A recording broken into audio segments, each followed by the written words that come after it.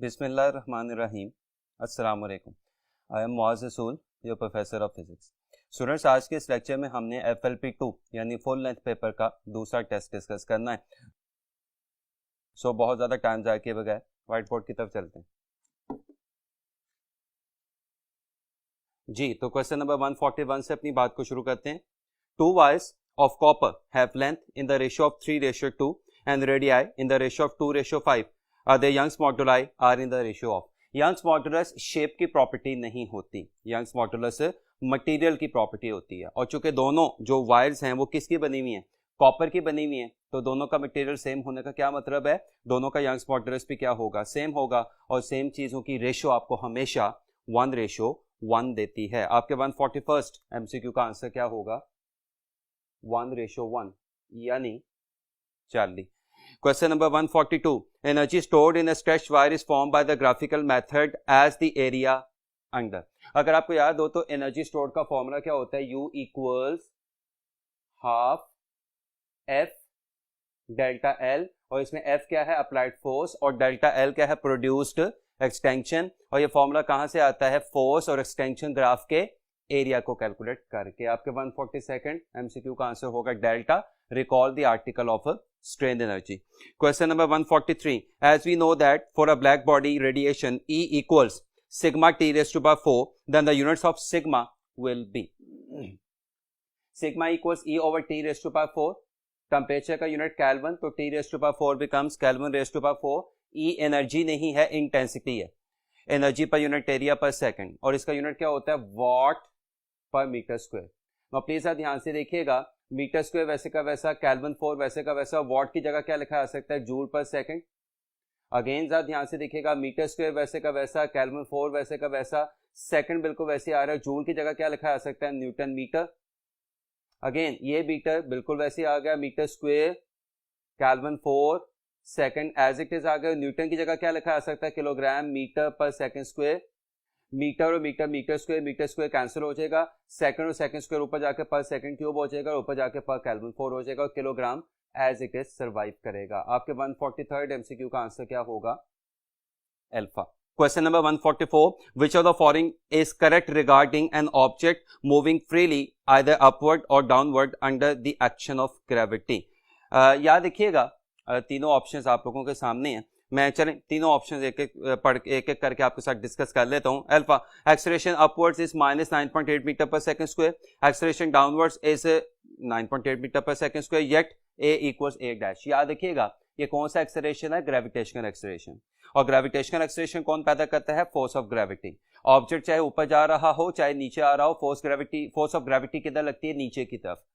तो ऊपर जाते हुए या नीचे आते हुए दोनों सिचुएशन में जो ग्रेविटेशनल एक्सेलरेशन पैदा होगा वो 9.8 का ही पैदा होगा, और किधर को पैदा होगा, नीचे की तरफ पैदा होगा। तो दोनों सिचुएशन में ग्रेविटेशनल एक्सेलरेशन की वैल्यू 9.8 मीटर पर सेकंड स्क्वायर डाउनवर्ड होगी।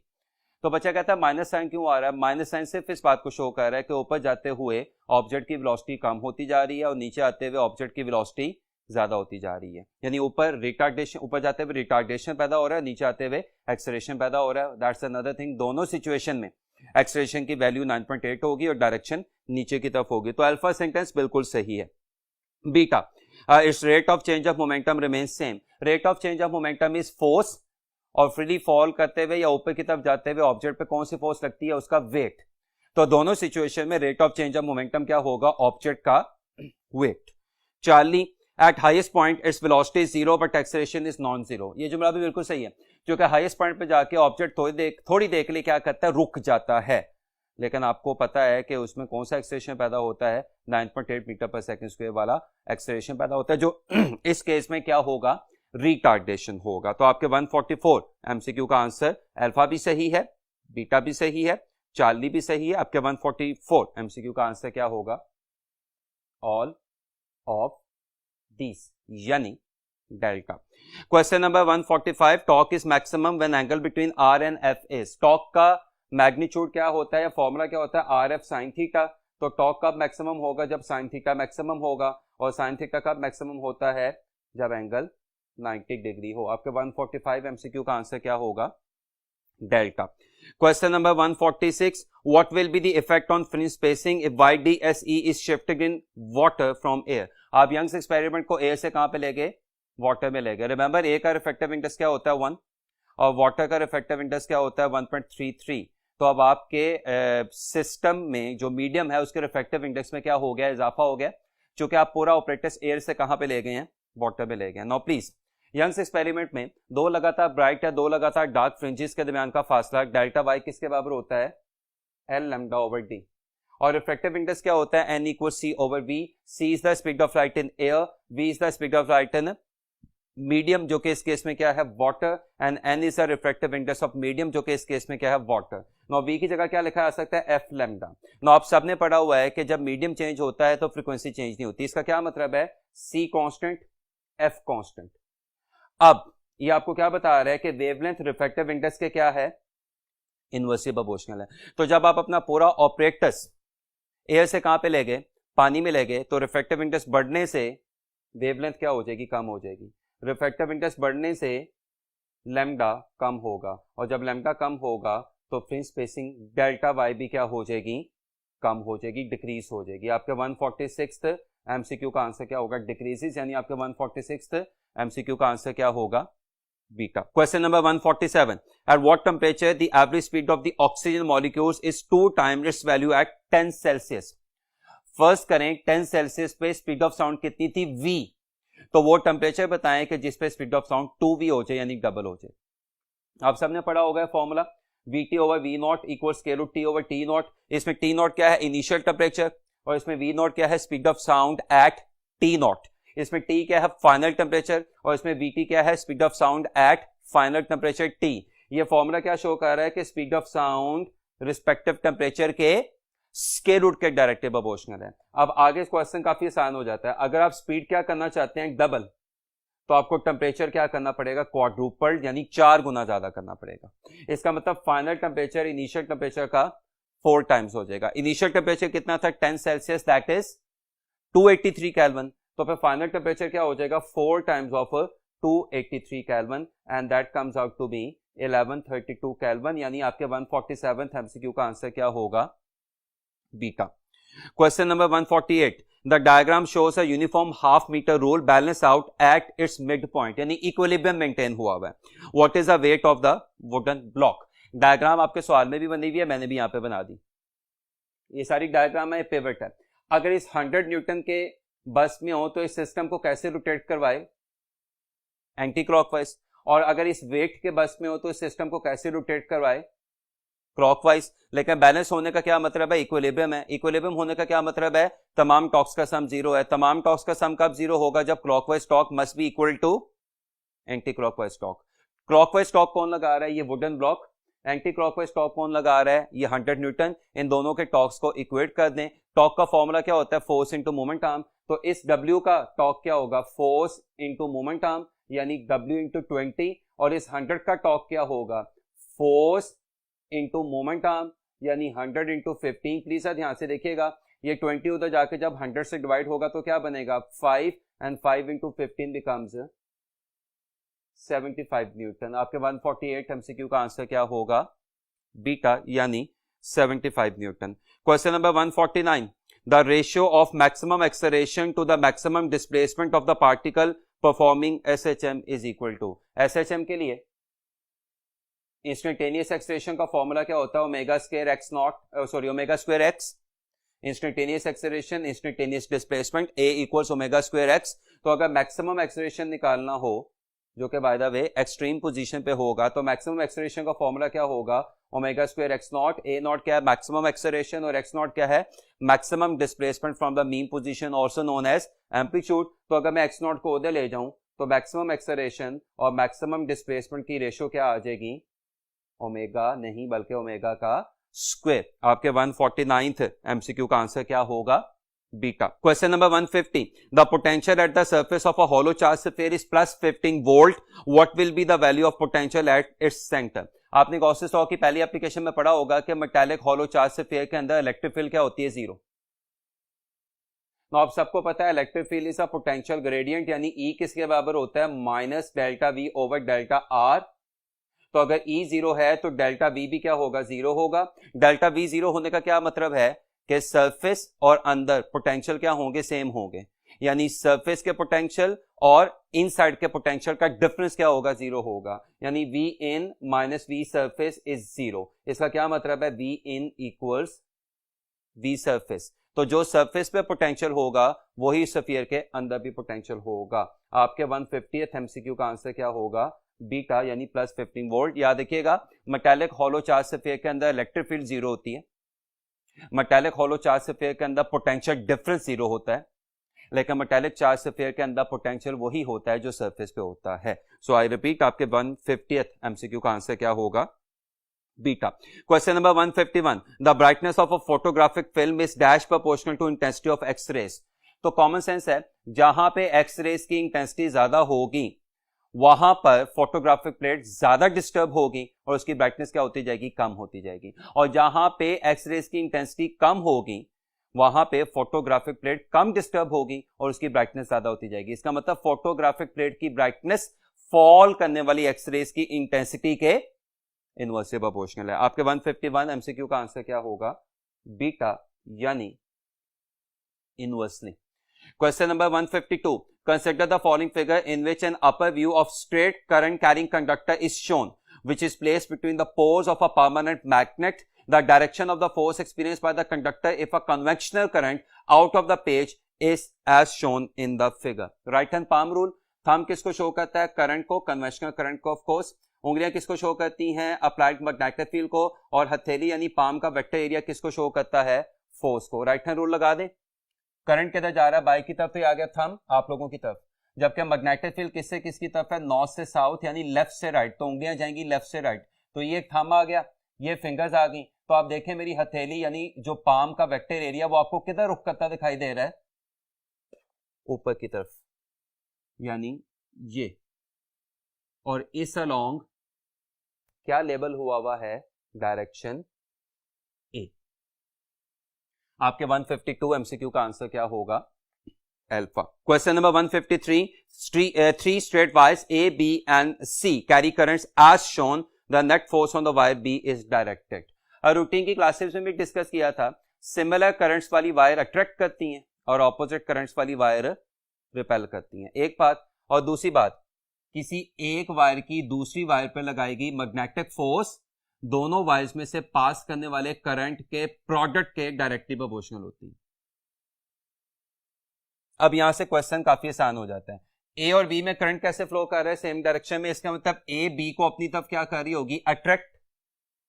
सी और बी में भी करंट कैसे फ्लो कर रहा है, सेम डायरेक्शन में, तो सी बी को अपनी तरफ क्या कर रही होगी, अट्रैक्ट। लेकिन आप देख सकते हैं मैंने एक्सप्लेन करते हुए ए की बी पे अट्रैक्शन को रिप्रेजेंट करते हुए एक एरो लगाया, जबकि सी की बी पे अट्रैक्शन को रिप्रेजेंट करते हुए दो एरोस लगाए हैं। वजह, सी और बी में फ्लो करने वाले करंट्स का प्रोडक्ट क्या है, 6 into 4 यानी 24। और ए और बी में फ्लो करने वाले करंट्स का प्रोडक्ट क्या है, 2 into 4 यानी 8। तो F is proportional to I1 I2। क्या शो कर रहा है कि दोनों तरफ से बी पे अट्रैक्शन की फोर्स लगेगी, लेकिन उस अट्रैक्शन की फोर्स में मैग्नीट्यूड किसका ज्यादा होगा, जो कौन लगा रही है, वायर सी लगा रही है। तो इसका मतलब इस वायर बी पे नेट फोर्स किधर को लगेगी, राइट साइड पे, दाईं तरफ, यानी टुवर्ड्स सी। 153 एमसीक्यू का आंसर क्या होगा, beta. Question number 154, equivalent resistance between two ends of a circuit is. Diagram आपके सवाल में भी बनी हुई है, डायग्राम मैंने यहां पे भी बना दी है। वो अलग बात है, आप सवाल को जबानी भी सॉल्व कर सकते हैं। ये 12 और 12 आपस में कैसे लगे हुए हैं, पैरेलल में, तो इनका आंसर क्या आ जाएगा, 6। अब अगर मैं इसको मिटा के क्या कर दूं, एक रेजिस्टेंस लगा दूं 6 वाली, तो ये तीनों आपस में कैसे आ गई, सीरीज में। तो सीरीज में 3 + 6 9 and 9 + 3 comes out to be 12 ohm. आपके 154 एमसीक्यू का आंसर क्या होगा, 12 ओम यानी delta. Question number 155, the unit of permeability of free space is mu naught equals 4 pi × 10⁻⁻⁷ weber पर एम्पियर पर मीटर। 155 एमसीक्यू का आंसर क्या होगा, alpha. Question number 156, kinetic energy of electrons by applying potential difference V1 across the X-ray tube is Ke1, while V2 potential difference produce kinetic energy equals to Ke2. what will be the value of KE1 ratio KE2 if the ratio of potential difference V1 and V2 is 3:2. Kinetic energy equals EV. E क्या है? Electron पर charge, जो कि क्या है? Constant 1.6 × 10⁻⁹ coulomb. इसका क्या मतलब है? काइनेटिक एनर्जी पोटेंशियल डिफरेंस के डायरेक्टली प्रोपोर्शनल है. तो जो पोटेंशियल डिफरेंस की रेशियो होगी वही काइनेटिक एनर्जी की रेशियो होगी. पोटेंशियल डिफरेंस की रेशियो क्या थी? 3:2. तो काइनेटिक एनर्जी की रेशियो भी क्या होगी? 3:2. आपके 156 MCQ का आंसर क्या आएगा? Alpha. Question number 157. Half life of a radioactive element is 6 years. The fraction of sample of this isotope that will remain after 24 years is. चले एक साइकिल बनाते हैं और 0 से 24 years तक जाते हैं और ये ज़हन में रखना है कि हाफ लाइफ कितनी है? 6 years है. तो अगर मैं 0 से स्टार्ट करूंगा तो 6 year तक जाते हुए कितनी हाफ लाइफ चलेगी? 1. फिर 6 से 12 years तक जाते हुए मजीद कितनी हाफ लाइफ चलेगी? 1. तो कितनी हाफ लाइफ चलेगी? 2. फिर 12 years से 18 years तक जाते हुए तीसरी हाफ लाइफ चलेगी और फिर 18 years से 24 years तक जाते हुए चौथी हाफ लाइफ चलेगी. तो 0 से 24 years तक जाते हुए कितनी हाफ लाइफ चलेगी? 4. अनडिकेड का फॉर्मूला क्या होता है? 1/2n और n क्या शो कर रहा है? Number of half life gone. कितनी हाफ लाइफ चली गई है? 4. तो इस n की जगह क्या आएगा? 4. तो 1/2n जो कि अनडिकेड या लेफ्ट का फॉर्मूला होता है, that becomes 1/2 and 1/2 is of course 1/16. आपके 157th MCQ का आंसर क्या आएगा? 40 यानी 1/16. Question number 158. Sequence of radiation emitted in the radioactive process. Process आपके सवाल में भी बना हुआ है, प्रोसेस मैंने यहां पे भी बना दिया है. प्लीज यहां से देखिएगा, पहली ट्रांजिशन में या पहली जो आपके पास न्यूक्लियर ट्रांसम्यूटेशन हो रही है, ट्रांजिशन कह लें, ट्रांसम्यूटेशन कह लें, उसमें atomic number mass number change नहीं हो रहा, एटॉमिक नंबर में 1 का इजाफा हो रहा है, तो ये बीटा होगा.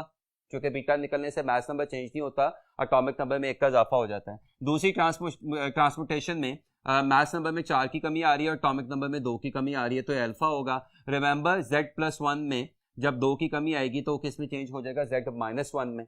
और तीसरी जो ट्रांसम्यूटेशन है उसमें मास नंबर और एटॉमिक नंबर चेंज नहीं हो रहा, तो ये क्या होगा? ऑफ कोर्स ये गैमा होगा. आपके 158 MCQ का आंसर क्या आएगा? Delta. Question number 159. The displacement time graph for two bodies A and B are straight line inclined at 30 degree and 60 degree to the time axis. The ratio of their speed is. Graph मैंने सवाल को आसान करने के लिए यहाँ पे बना भी दिए हैं कि एक ग्राफ है B, वो टाइम एक्सिस से कौन सा एंगल बना रहा है? 60. और दूसरा ग्राफ है A, वो टाइम एक्सिस या एक्स एक्सिस से कौन सा एंगल बना रहा है? 30. आपने दोनों ग्राफ्स के कॉरस्पॉन्डिंग वेलोसिटीज की क्या करनी है जी? रेशियो निकालनी है, स्पीड्स की रेशियो निकालनी है. नाउ अगर मैं इस ग्राफ का स्लोप निकालूंगा तो that will be delta D over delta T, जो कि स्लोप जाहिर सी बात है delta Y over delta H से होता है, एंड दैट इज वेलोसिटी. और स्लोप को आपको पता है क्या कहा जाता है? tan थीटा भी कहा जाता है. और आगे क्वेश्चन आसान हो जाता है. VA over VB is equal to tan theta A over tan theta B. A graph X axis से कौन सा एंगल बना रहा है? 30. B ग्राफ एक्स एक्सिस या टाइम एक्सिस से कौन सा एंगल बना रहा है? 60.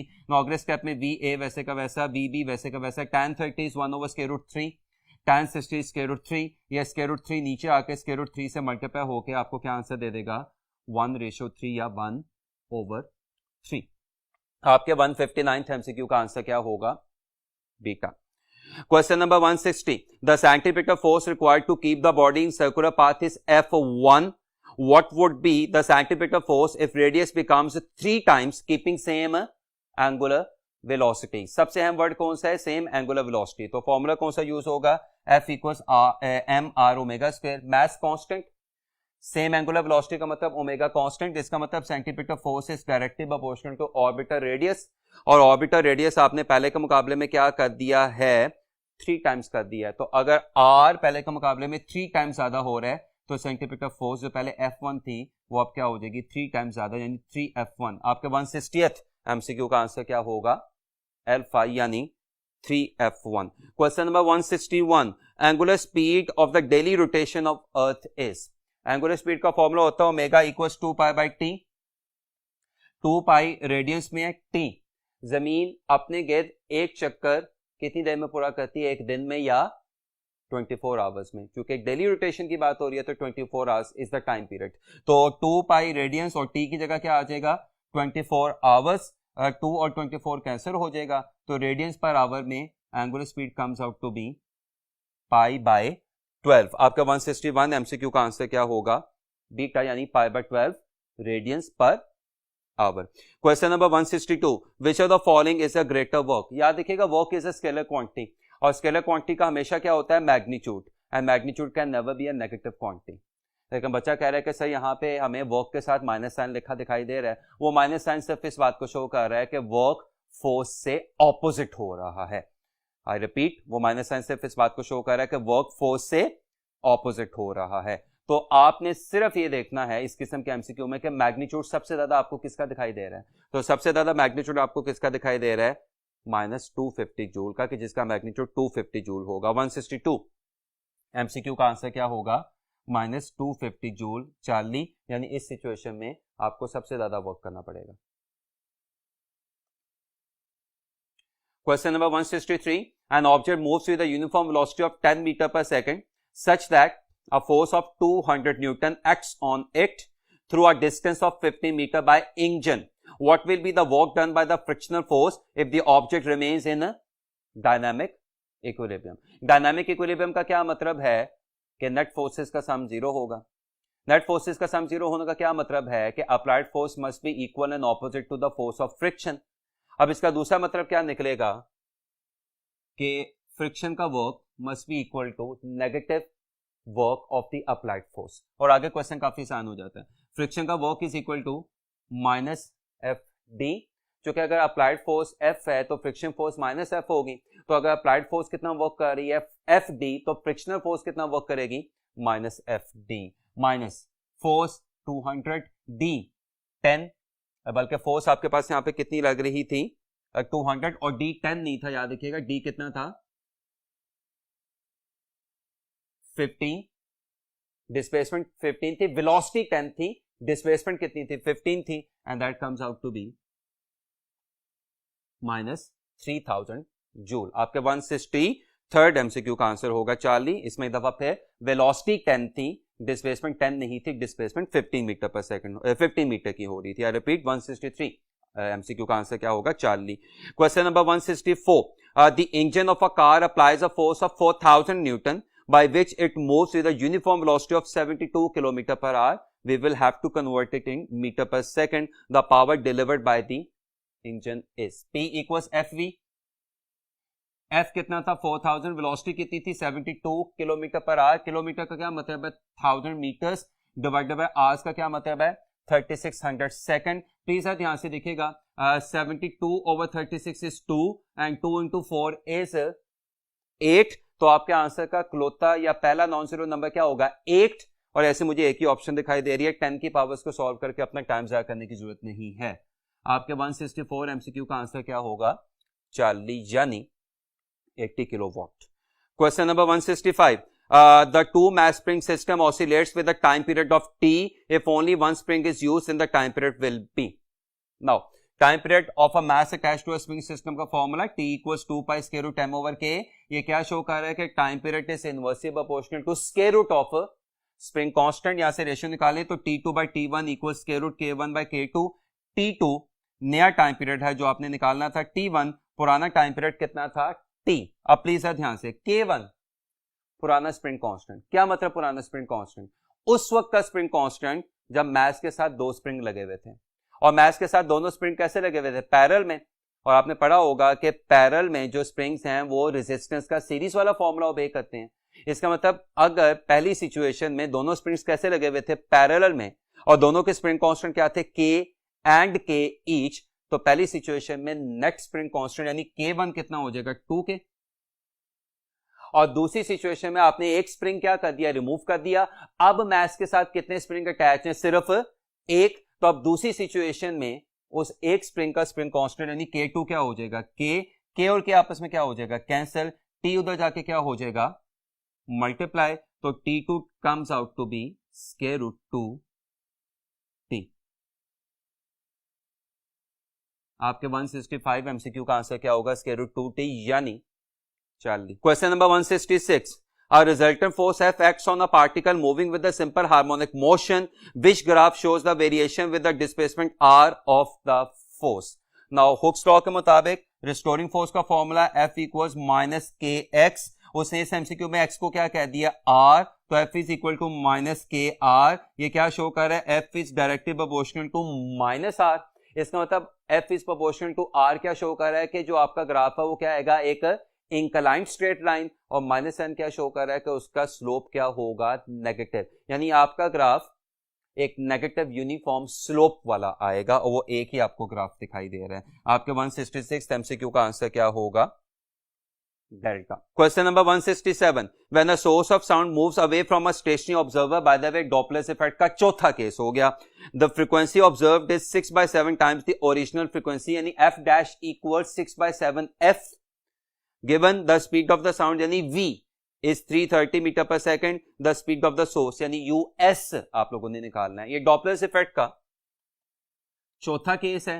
f क्या है, एक्चुअल फ्रीक्वेंसी, और f डैश क्या थी, apparent frequency, which is 6/7 times of actual frequency according to question. ये f और f आपस में क्या हो गया, कैंसिल, v प्लस us इधर जाके 6 से मल्टीप्लाई हो जाएगा, 7 इधर जाके v से मल्टीप्लाई हो जाएगा, ये इधर क्या है 6v, जब उधर जाएगा तो 7v minus 6v comes out to be 6us equals v, या us equals v by 6। v क्या था, speed of the wave, that is 330, so 330 by 6, यानी speed of the source comes out to be 55 metre पर second. 167th MCQ का answer क्या होगा, Charlie. Question number 168, for a certain organ pipe 3 successive resonance frequencies are observed at 425, 595 and 765, लिख भी दिए मैंने, ठीक है।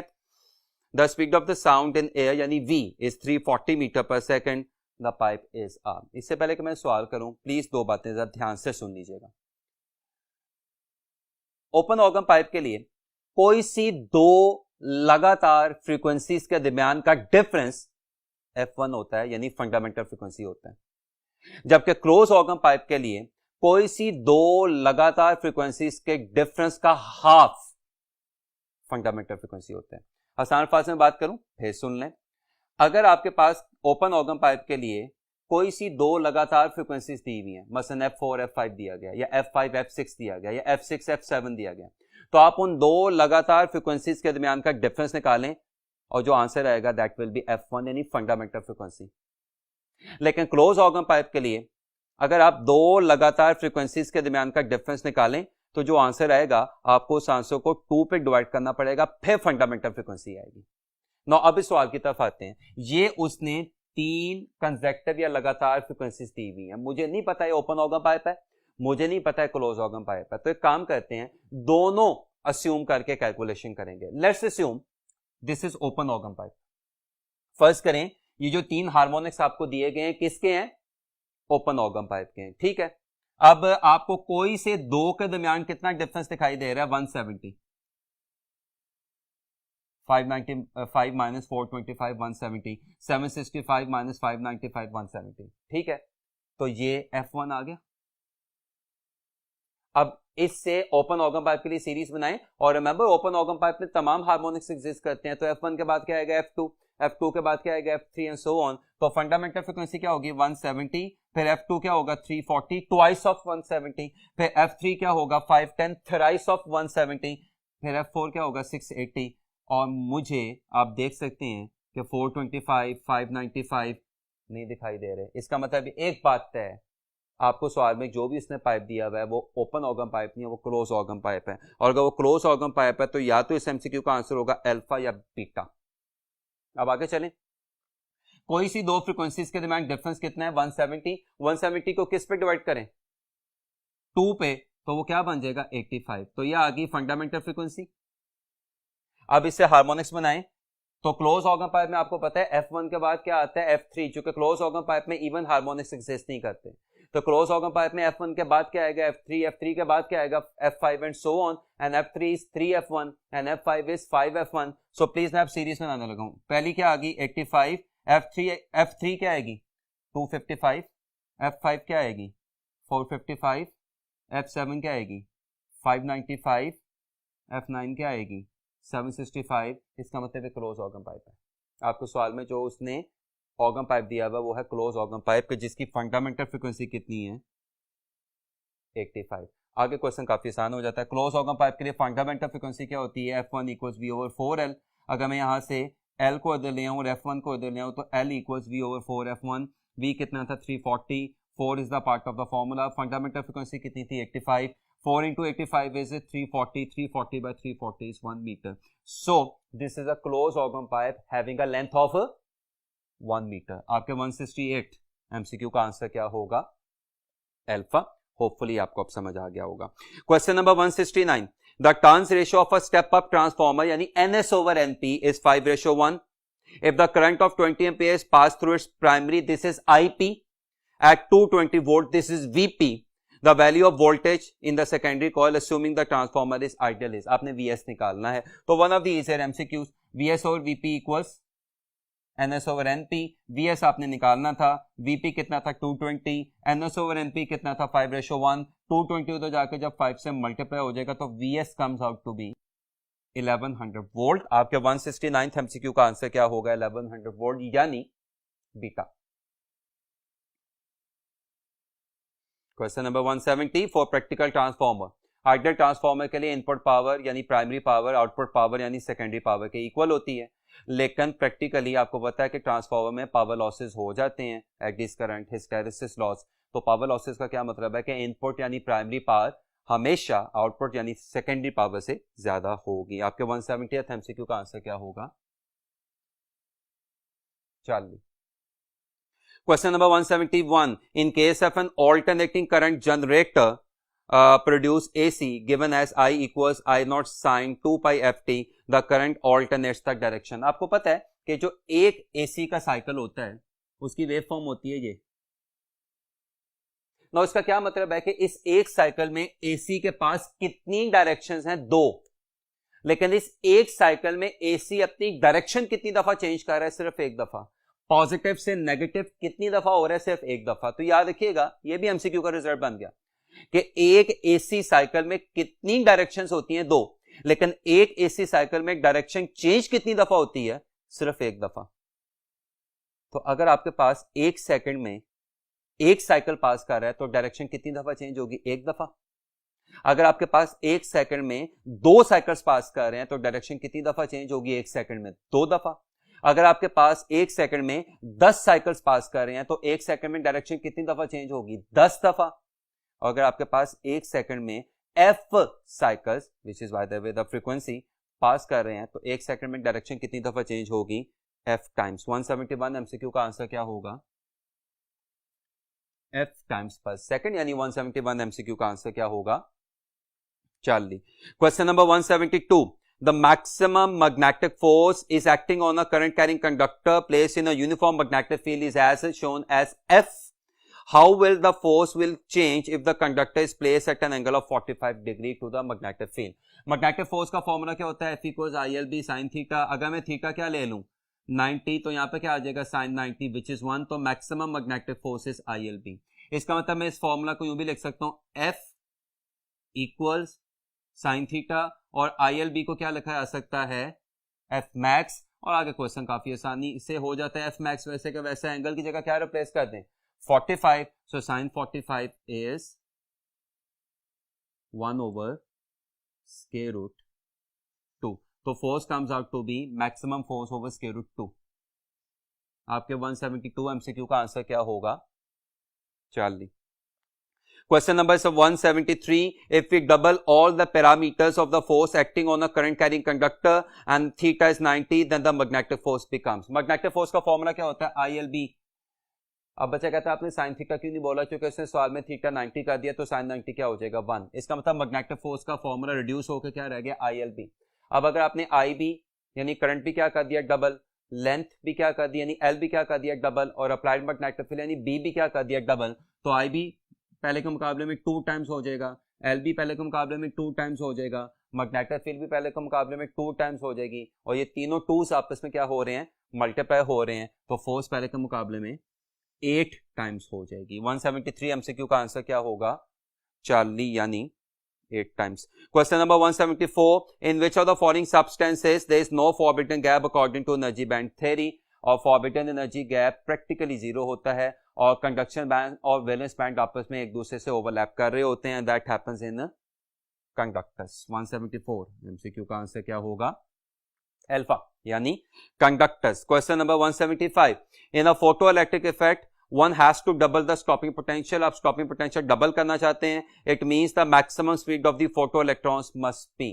नाउ आप सबने पढ़ा होगा कि काइनेटिक एनर्जी यानी half M V square is equal to E V, where m is the mass of electron, v is the maximum velocity emitted, maximum velocity for the emitted electrons during a photoelectric effect, E is the charge on electron and V is the stopping potential. Half constant, m constant, E constant, इसका मतलब maximum velocity का square is directly proportional to stopping potential। यहां से ratio निकालें तो ये ratio आ गई v2 by v1 का whole square equals v2 by v1। Please confuse ना होइएगा, ये लेफ्ट हैंड साइड वाले v's किसको शो कर रहे हैं, निकलने वाले इलेक्ट्रॉन्स की मैक्सिमम वेलोसिटीज को इन कपल ऑफ केसेस, और राइट हैंड साइड वाले v's किसको शो कर रहे हैं, स्टॉपिंग पोटेंशियल को इन बोथ केसेस। तो यहां से अगर मैं दोनों तरफ का स्क्वायर रूट लूं तो v2 by v1 comes out to be square root v2 by v1।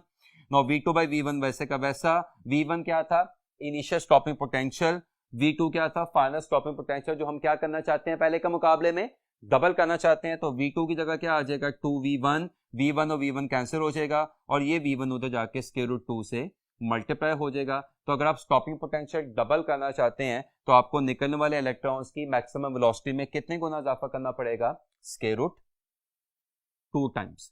175 MCQ का आंसर क्या होगा, of course 40। Question number 176, the total number of protons taking part in a fusion reaction on sun are, basic book की information है, आपकी book की lines हैं 6।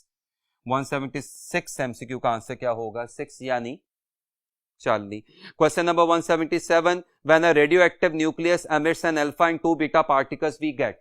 अच्छा एक रेडियो एक्टिव एलिमेंट है, वो अपने में से एक अल्फा 2 बीटा पार्टिकल निकाल रहा तो क्या होगा। तो चलिए एक एग्जांपल लेते हैं, यूरेनियम जब एक अल्फा पार्टिकल निकालेगा तो याद रखिएगा अल्फा के निकलने से एटॉमिक नंबर में 2 की कमी आती है और मास नंबर में 4 की कमी आती है। तो 235 किस में चेंज हो जाएगा, 231 में, और 92 किस में चेंज हो जाएगा, 90 में। और अब जो नया न्यूक्लियाई है जब वो 2 बीटा निकालेगा तो याद रखिएगा बीटा के निकलने से मास नंबर चेंज नहीं होता, एटॉमिक नंबर में 1 का इजाफा होता है। तो 2 बीटा के निकलने से भी मास नंबर चेंज नहीं होगा और एटॉमिक नंबर में 2 का इजाफा हो जाएगा। तो जब 2 बीटा निकलेंगे तो मास नंबर तो चेंज नहीं हुआ, एटॉमिक नंबर में 2 का क्या हो गया, इजाफा हो गया। अब ये है जी पेरेंट या फादर न्यूक्लियाई और ये क्या है डॉटर न्यूक्लियाई। आपको दोनों के एटॉमिक नंबर क्या दिखाई दे रहे हैं, सेम यानी 92, और आपको दोनों के मास नंबर क्या दिखाई दे रहे हैं, डिफरेंट। एक का 235 है, दूसरे का 231 है। इसका मतलब these are isotopes having same atomic number but different mass numbers. आपके 177 एमसीक्यू का आंसर क्या होगा, आइसोटोप्स यानी delta. Question number 178, a semiconductor diode can be used as a rectifier because it has unidirectional property। यानी वो एक ही particular direction में से अपने में से करंट पास करने देता है, दोनों में से नहीं। चलिए एक एक ऑप्शन देख लेते हैं। Alpha negligible resistance to the current flow in forward bias mode. जब डायोड फॉरवर्ड बायस होता है तो उसके डिप्रेशन रीजन की थिकनेस इंतहाई कम हो जाती है, resistance of the order of few ohms रह जाती है, वो ऑलमोस्ट कैसे बिहेव करना शुरू कर देता है, लाइक अ कंडक्टर जो अपने में से करंट पास करने देता है। अल्फा बिल्कुल सही है। Beta infinite resistance to the flow current flow in forward bias mode, ये बिल्कुल गलत है क्योंकि पहले जुमले का रिवर्स है। Charlie very high resistance to the current flow in a reverse bias mode. जब डायोड रिवर्स बायस होता है तो डिप्रेशन रीजन की थिकनेस इंतहाई ज्यादा हो जाती है, उसकी resistance of the order of several mega ohms हो जाती है और वो कैसे बिहेव करना शुरू कर देता है, लाइक एन इंसुलेटर जो अपने में से करंट फ्लो नहीं करने देता। अल्फा सही है, बीटा गलत है, चार्ली सही है। आपके 178 एमसीक्यू का आंसर क्या होगा, बोथ ए एंड सी यानी delta. Question number 179, the open loop gain for an operational amplifier is practically 10⁵ के ऑर्डर की होती है और आइडियली इंफिनिटी होती है, और दोनों वैल्यूज जाहिर सी बात है बहुत ज्यादा हाई हैं। 179 एमसीक्यू का आंसर क्या होगा, alpha very high. Question number 180, which of the following photon possesses most momentum. Photon के लिए एनर्जी का फॉर्मूला क्या होता है, E = PC, या मोमेंटम का फॉर्मूला क्या होता है, P = h/λ। Among the given photons सबसे शॉर्टर वेवलेंथ किसकी है, गैमा की। तो गैमा की वेवलेंथ सबसे शॉर्ट होने का क्या मतलब है, गैमा की एनर्जी और गैमा का मोमेंटम या गैमा की फ्रीक्वेंसी सबसे ज्यादा होगी। आपके 180th एमसीक्यू का आंसर क्या होगा, गैमा रेस यानी डेल्टा। सो होपफुली आज के तमाम क्वेश्चन आपको बहुत अच्छे तरीके से समझ आ गए होंगे। अपना बहुत ज़्यादा ख्याल रखिएगा। अल्लाह हाफिज़।